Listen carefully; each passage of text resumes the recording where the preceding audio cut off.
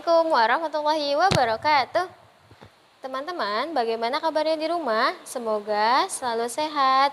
Kembali lagi dengan Ustazah Yulia.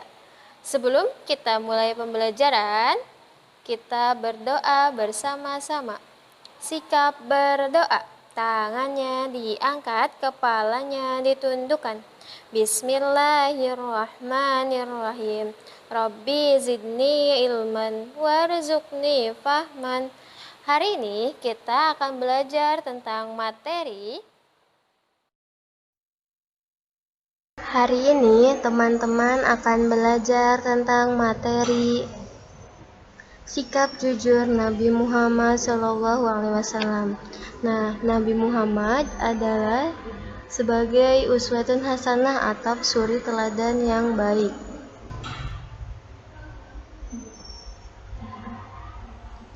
Nah, menjadi anak jujur dicintai oleh Allah Subhanahu wa Ta'ala. Jujur itu berkata yang benar, jujur tidak bohong. Nah, jadi jujur itu adalah berperilaku apa adanya. Jujurlah pada siapa saja, orang tua, guru, teman-teman, dan orang lain. Tahukah kamu kenapa Nabi Muhammad adalah teladan bagi seluruh umat manusia? Nabi Muhammad terkenal jujur dalam perkataan dan perbuatan, sehingga diberi gelar Al-Amin. Al-Amin itu apa ya? Al-Amin dapat dipercaya. Semenjak kecil, Nabi Muhammad SAW terkenal dengan kejujurannya, baik mulai dari ketika beliau ikut berdagang sampai menjadi pemimpin. Beliau selalu jujur dalam menjalankan pekerjaan dan perintah yang diberikan kepadanya. Nah, di sini Ustazah memiliki sebuah video. Mari kita simak bersama-sama yuk. Assalamualaikum adik-adik. Kisah kita kali ini berasal dari hadis Nabi yang diriwayatkan oleh Abu Hurairah. Beliau adalah salah seorang sahabat yang terkenal karena kesalehannya dan ilmu agamanya yang mendalam.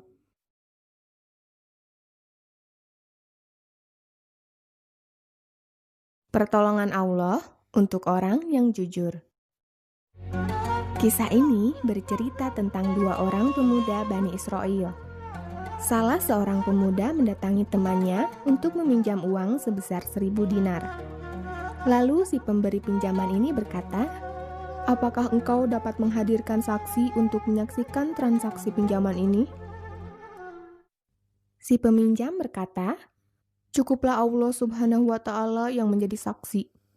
Si pemberi pinjaman setuju dengan perkataan temannya yang hendak meminjam uang, namun masih ragu. Sehingga ia pun berkata, "Apakah engkau dapat menghadirkan seorang penjamin yang dapat menjamin kembalinya pinjamanku?" Si peminjam pun berkata, "Cukuplah Allah Subhanahu wa Ta'ala sebagai penjamin." Si pemberi pinjaman ini berkata kepada temannya, "Engkau benar, baiklah, aku akan memberi pinjaman 1.000 dinar kepadamu, dan engkau berjanji akan mengembalikannya pada waktu yang telah ditetapkan." Tak lama setelah peristiwa itu, si peminjam uang berkelana menyeberang lautan untuk mencari nafkah. Akhirnya, tiba waktunya yang telah disepakati mereka berdua untuk pengembalian hutang. Si peminjam uang adalah seorang pemuda yang jujur. Dia menepati janjinya dengan mengumpulkan uang untuk dikembalikan kepada temannya. Akan tetapi, hingga waktu yang telah ditentukan, ia tidak berhasil mendapatkan perahu ataupun kendaraan untuk pulang dan membayar hutangnya. Akhirnya, dengan ketulusan hati dan kejujuran, ia pun mengambil sebatang kayu lalu melubanginya dan memasukkan uang tersebut disertai catatan untuk temannya.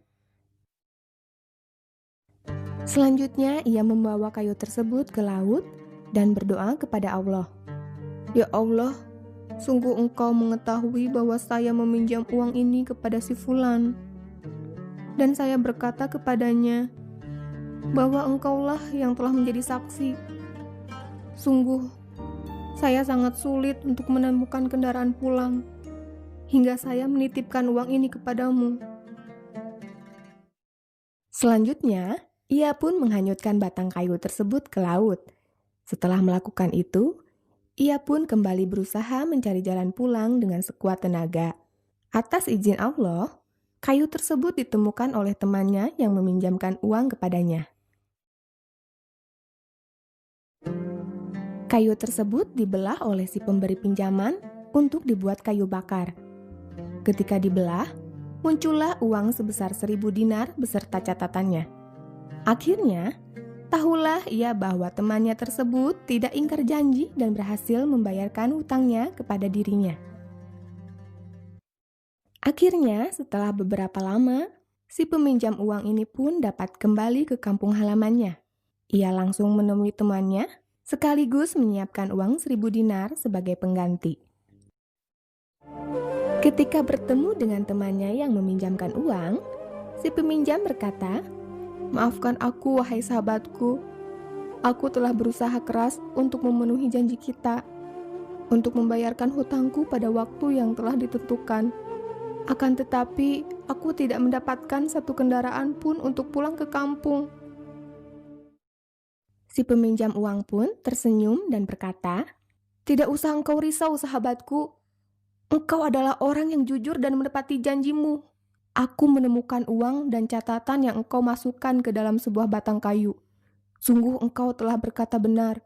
Allah lah yang menjadi penjaminmu." Demikianlah adik-adik akhir kisah ini. Hendaknya kita selalu berlaku jujur dan menepati janji. Apabila kita jujur dan menepati janji, Allah pasti akan membantu.